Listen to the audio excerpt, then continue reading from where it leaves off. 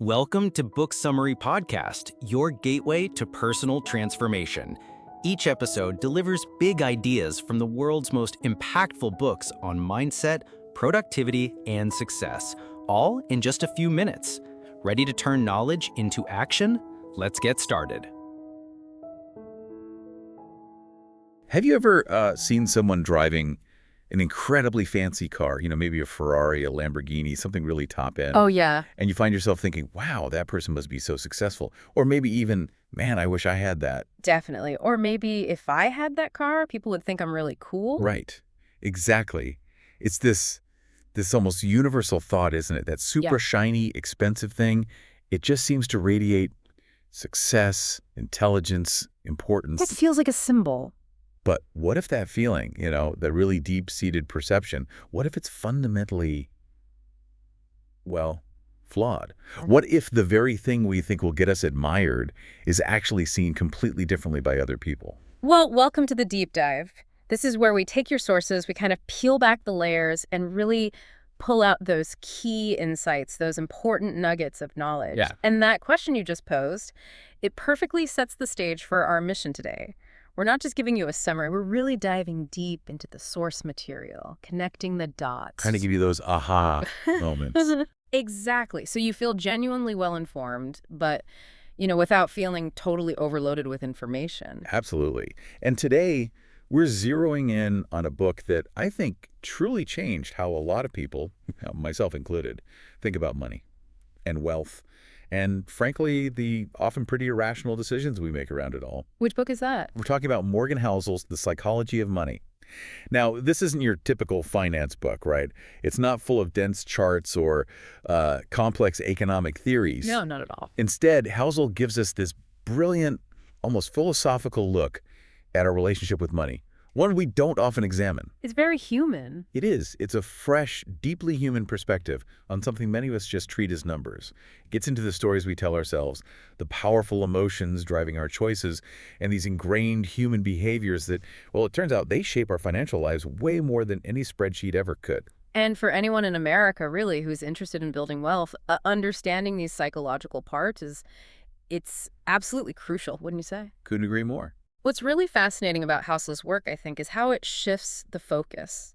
It moves away from just the purely quantitative, the numbers, and looks at the deeply qualitative side of money. Yeah. It makes you realize that our financial decisions, they're almost never made in some kind of vacuum of pure logic. Right. Instead, they're all tangled up with our personal histories, our egos, our fears, definitely our aspirations, maybe even our social standing. It's a really powerful and often quite surprising way to look at why we do what we do with our money, especially when we talk about the long game, like building wealth over time, particularly in a culture like ours that puts such a high value on, visible signs of success. It really makes you question the whole foundation of how you measure your own financial progress. It does. And today, we're diving headfirst into one specific chapter. Yeah. Chapter 8 of The Psychology of Money. It's got this really captivating title, too. Man in the Car Paradox. Ooh. Okay, so let's unpack this. This chapter brings up this fascinating, often overlooked aspect of personal finance and really human behavior. It cuts right to the heart of why we desire certain things, particularly respect and admiration. Yeah. It's called the Man in the Car Paradox, and I promise you, once we sort of lay it out, you'll start seeing it everywhere. It subtly influences decisions, big and small. Indeed. And what's really striking here is how our perceptions of what wealth represents can be fundamentally, misaligned with reality, just completely off. And this misunderstanding, it's often subconscious, right? But it has this power to shape our financial decisions in really profound ways, sometimes, honestly, counterproductive ways. Yeah. The paradox really highlights how we often misinterpret what those visible displays of wealth actually say to other people, and maybe more importantly, what they don't say about the person behind them. It's a subtle but crucial distinction. Absolutely. Crucial for anyone looking to make financial choices that are genuinely fulfilling, not just flashy. So by the end of this deep dive, our goal is for you to have a much clearer, maybe more nuanced understanding of why we chase certain kinds of wealth, especially the visible stuff. Right. And perhaps more importantly, what actually brings satisfaction and respect. That's the key. Our mission for you is really to help you move beyond those superficial assumptions we all make sometimes. Give you the tools to maybe step off that potentially exhausting treadmill is trying to impress others. Mm-hmm. And instead, focus on what truly matters for your own long-term financial journey and, your personal well-being. Okay, so where does Housel start with this paradox? How does he introduce it? So to really get to the heart of it, Housel kicks off with this really vivid story from his own college years. He spent time working as a valet Ah, okay. at a high-end hotel in Los Angeles. Now just picture this scene. Housel, a young guy, probably full of his own dreams and aspirations, Sure. is basically immersed every day in this parade of just automotive opulence. He's parking Ferraris, Lamborghinis, Rolls-Royces, Bentleys. Wow. The dream garage, basically. Totally. He calls it the whole aristocratic fleet. You can almost hear the engines, smell the leather, just from his description. Yeah. These weren't just cars to get from A to B. They were like rolling announcements. They screamed success. Tangible proof of having made it? Exactly. For the young Housel working there, it was this constant, almost hypnotic display of what he imagined his future could be, maybe even should be. They were the ultimate symbols of achievement in his eyes back then. Makes sense. It's hard not to be impressed by that kind of machinery day after day. Right. And he describes in detail how he fantasized about owning a car like that himself. Yeah. And you can understand why, can't you? Because in his mind, and let's be honest, in the minds of many of us, these cars send this strong, undeniable signal, a signal that basically screams, look at me. I'm smart. I'm rich. I have impeccable taste. I'm important. I made it to the top. All of that, it was, for him at that time, the ultimate visible badge of accomplishment. A clear declaration. Yeah, of success, intelligence, wealth, great taste, significance. We've all had that feeling about something, haven't we? That one item, maybe, that one big purchase that we believe will finally confirm our arrival to the world. Yeah, that will make others look at us with admiration and respect. It's a powerful drive, that desire for recognition, almost primal. It really is. And this initial dream that Housel describes so well, it really reveals that fundamental human desire. It's woven deep into our social fabric, right? The pursuit of status, of recognition, often through stuff we own. But what's truly fascinating here, and kind of ironic, is what Housel himself realized later, looking back. What was that? He realized that during his entire time as a valet, while he was just, gawking at these incredible machines. Admiring the design, the power. Exactly, their sheer presence. He realized he rarely, maybe never, actually looked at the drivers themselves. Huh. Yeah, his admiration. It was directed solely, completely at the car, the person behind the wheel, the actual owner. They just kind of faded into the background. They were invisible. Wow. So this raises a really important question for all of us, I think. What does this tell us about the signals we think we're sending when we show off our wealth versus the signals people are actually receiving? Are we getting admired as individuals? Or is it just our stuff that captures that fleeting attention? It's a really crucial distinction to make. That is such a critical point.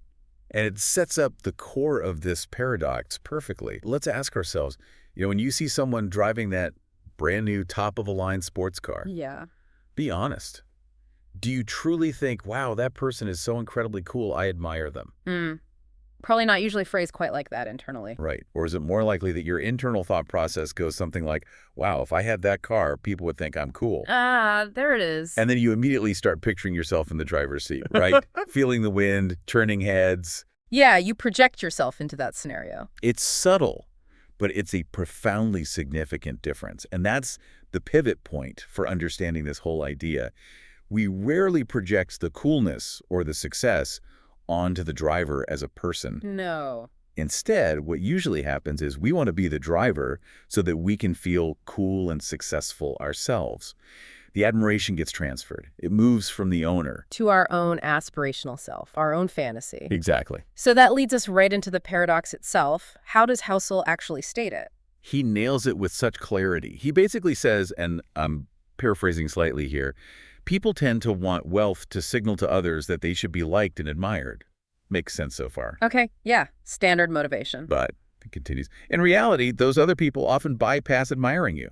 Not because they don't think wealth is admirable. Ah, okay, so it's not that they dismiss wealth. No, not at all. They bypass admiring you. Right. Because they use your wealth as a benchmark for their own desire to be liked and admired. Wow, okay, let that sink in. Right. Think about that. Yeah. It's like we're all looking through a one-way mirror. We buy this stuff, we show off our achievements, thinking everyone's looking at us with awe. But in reality, They're often just looking at their own reflection in what we own. Seeing the possibility for their future self, their potential. Yeah, rather than focusing on the actual individual standing right there, it's a powerful, almost isolating kind of truth when you think about it. It really is. And this is where we can maybe dig a bit deeper into the psychology behind it. There's this thing called social comparison theory. Right. And basically, when someone sees that luxury car or the huge house or maybe the designer clothes, their brain doesn't primarily go, oh, that person is successful. What does it do instead? Instead, it processes it more like, okay, that object represents success. And hey, if I had that object, I would achieve that kind of visible success and get the admiration that comes with it. So it's less about the owner. Much less about the owner as an individual and much more about the object acting as this potent symbol for our own potential future. This psychological projection basically turns other people's displays of wealth into these personal benchmarks for our own aspirations. So my shiny new car doesn't necessarily earn me respect. It often just fuels someone else's personal ambition, their desire to reach that same visible marker. It's this subtle kind of competitive social comparison, really. Where the focus stays on the viewer's desires, not the owner's character. Exactly. It's fascinating and a bit sobering. And Housel makes this incredibly personal. He connects it even to his own family. He talks about this powerful letter he wrote to his son about this exact thing. Oh, wow. Yeah, distilling years of observation into just plain language. He told him something like, you might think you want an expensive car, a fancy watch, a huge house. The typical symbols. Right. But I'm telling you, you don't. What you actually want is respect and admiration from other people. Okay. And you think having expensive stuff will bring it. But, he says, it almost never does. Especially from the people you really want to respect and admire you. Oof, that hits hard, doesn't it? It really drives home that profound disconnect. The very people whose genuine respect we might crave are often the ones least impressed by the flashy stuff. Or at least not impressed with us because of the stuff. Exactly. They might admire the craftsmanship of the watch, maybe, but not necessarily the character of the person wearing it. And if we connect this to the bigger picture, this paradox feels particularly potent in a culture like ours, especially here in America. How so? Well, we often equate visible consumption with success, right? With prosperity, sometimes even with being a good, hardworking person. Yeah, it's deeply ingrained. From a young age, we're just bombarded with images, with stories that tie happiness and security and social acceptance to material possessions. And this creates this kind of relentless treadmill, a sort of consumption race. We chase more and more visible wealth, always assuming it's going to bring us the respect and admiration we want. But it never quite delivers. Exactly. We never realize it rarely leads to that intended destination. Instead, it often just shifts the goalposts for us and for everyone around us. It pushes us further into this pursuit that can feel, well, empty, perpetually unfulfilled. And costly. Not just financially. Leading to debt, maybe? Right. Definitely financially costly, but also emotionally costly if the real reason we're buying this stuff isn't examined, if it's misguided. That unexamined chase. Yeah. It can really get in the way of true financial independence, can't it? Absolutely. It becomes a major barrier. So let's circle back to Housel working as a valet.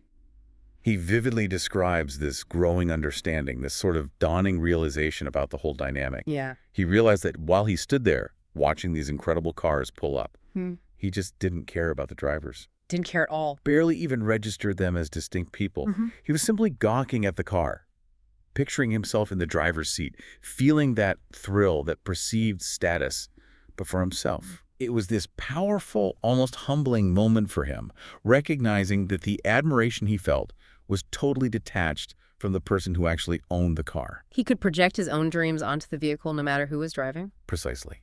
The car was the star. The owner was invisible. So this raises another important question, maybe the flip side of the earlier one. Did the drivers, the people buying the Ferraris, did they buy them thinking it would bring them admiration? Probably. That's the usual assumption. But without realizing that most people impressed by the car didn't actually give them, the driver, a moment's thought beyond that first quick glance. That disconnect. Yeah. That gap between intention and reception. It's got to be a significant source of dissatisfaction, maybe even unhappiness for some people. I would think so. Think about it. People invest huge amounts of their money, their time, their effort into getting these status symbols, only to find that the emotional payoff, that genuine admiration and respect they were after, isn't really there. The applause, if it comes, is for the prop, not the actor. Beautifully put, yeah. It creates this feedback loop that just keeps disappointing, because the reward they imagined never truly materializes in the way they thought it would. Which might lead to wanting even more stuff. Exactly. The desire for more material goods becomes this bottomless pit because the real emotional need, that need for genuine respect and connection, isn't being met by just showing off. It's a chase for something you can't actually catch with money alone. Precisely. And Housel points out, it's definitely not just about cars, is it? Oh, absolutely not. We can apply this idea pretty easily across the board. Hmm. Think about people living in huge houses. Yep. You might drive by some massive mansion, right? Sprawling lawns, imposing gates, and you think, wow, they must be incredibly important, super successful. That initial reaction. But are you giving the homeowner a second thought beyond that fleeting impression?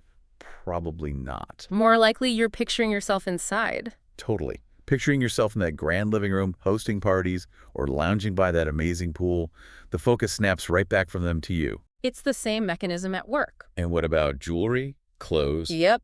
Same dynamic, maybe even more subtly sometimes. That really exquisite designer handbag, or the super flashy luxury watch, the perfectly tailored suit. They might get noticed. Sure, they might get a glance, maybe a nod, recognizing the item itself, the brand, the perceived taste. But does that translate into real personal admiration for the wearer?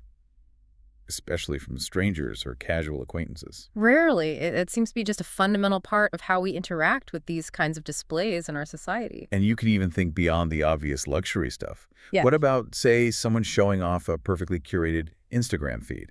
All aspirational photos. Oh, good one. Yeah. Are we genuinely admiring their perfect life? Or are we secretly, or maybe not so secretly, using it as a benchmark for how we want our lives to look? How our vacations should be. How our relationships should appear. Yeah, the paradox definitely applies there too. Or think about a prestigious degree hanging on someone's wall. Do we instantly admire their intellect? Or does it maybe trigger thoughts about our own academic path or career goals? It's amazing how quickly our focus shifts from appreciating them to comparing or aspiring for ourselves. Right. Now, my point here, and Housel's point, it's not to say you should abandon wanting wealth. Or even wanting fancy cars. No, he explicitly says he likes both. Exactly, me too, who doesn't? Yeah.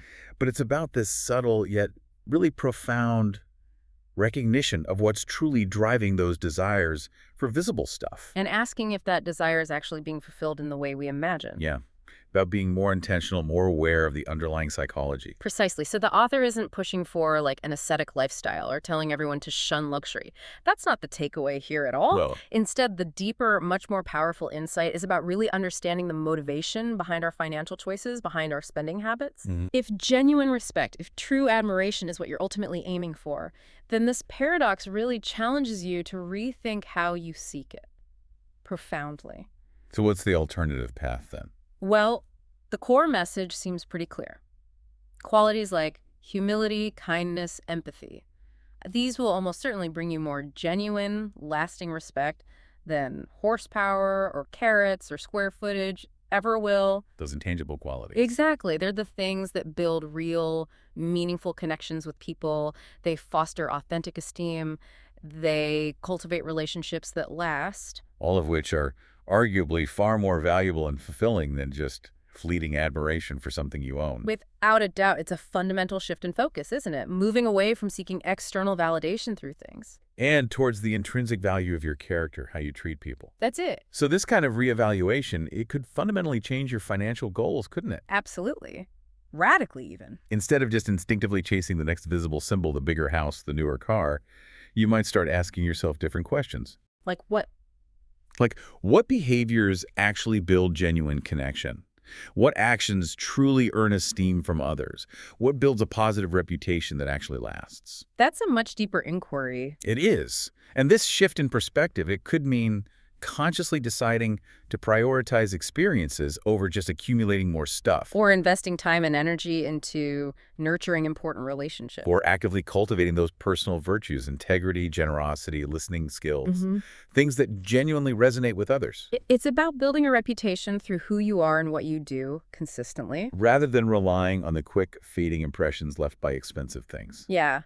It feels like a really powerful, potentially liberating shift for anyone navigating their financial journey, especially, again, in a society like ours that so often tells us the exact opposite message. It really does. So thinking about the listener now, what does this all mean for you?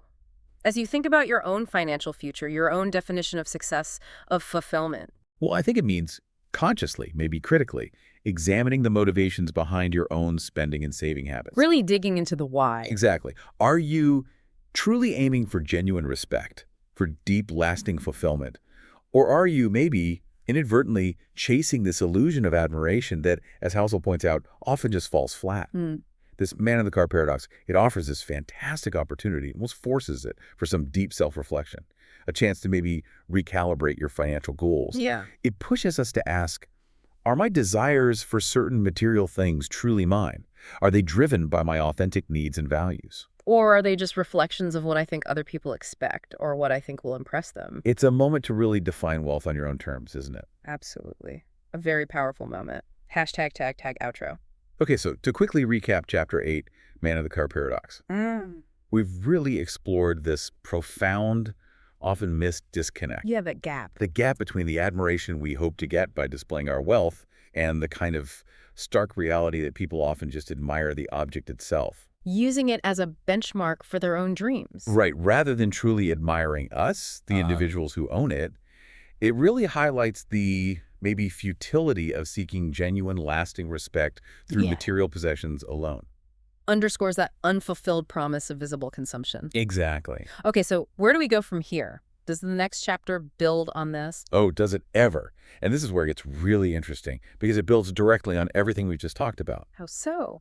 Well, if the man-in-the-car paradox shows the potential emptiness of chasing visible admiration through stuff, then our next deep dive into Chapter 9, it directly challenges our common, almost gut-level understanding of what wealth even means in the first place. Okay, intriguing. It doesn't just complement this paradox, it basically provides the crucial counterpoint, maybe even the solution. All right, I'm hooked. What's the next chapter called? Chapter 9 is titled, Wealth is What You Don't See. Ah, okay, that makes perfect sense, flowing from the paradox. Right. It builds directly on it by arguing that true wealth, it isn't the flashy car or the huge house or the extravagant vacation you can easily plaster all over social media. Okay, so what is it then?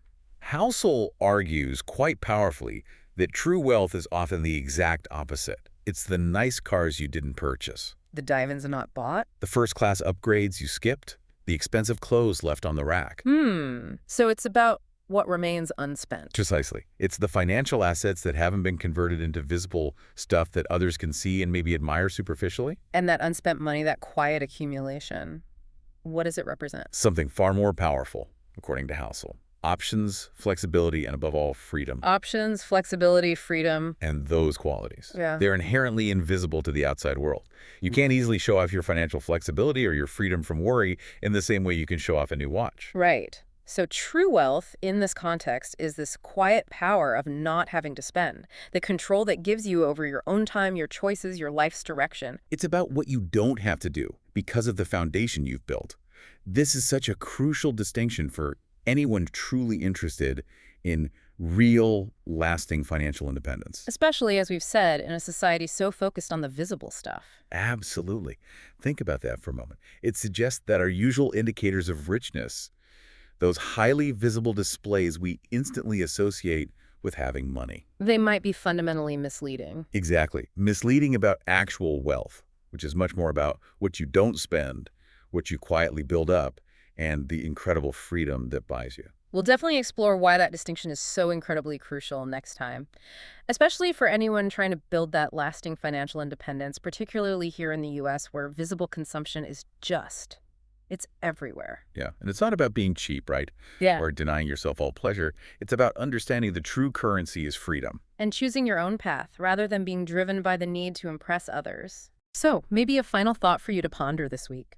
As you go about your day, notice the rich things you see around you, the cars, the houses, the clothes, maybe even those online profiles. Ask yourself, what unspoken stories are those possessions telling?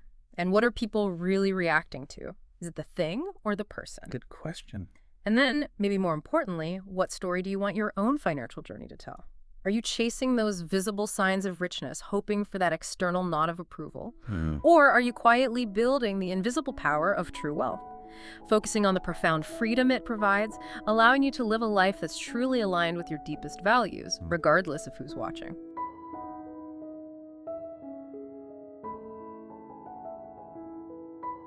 Thanks for tuning in to the Book Summary Podcast. If you found value in today's episode, hit that like button, subscribe for more summaries, and share it with someone who's ready to grow. Want deeper insights, exclusive book notes, and reading tips? Join our free newsletter. The link's in the description. And don't forget, if you'd like to read the full book, our affiliate link is right below. It helps support the channel and keeps the summaries coming. Until next time, keep reading, keep growing.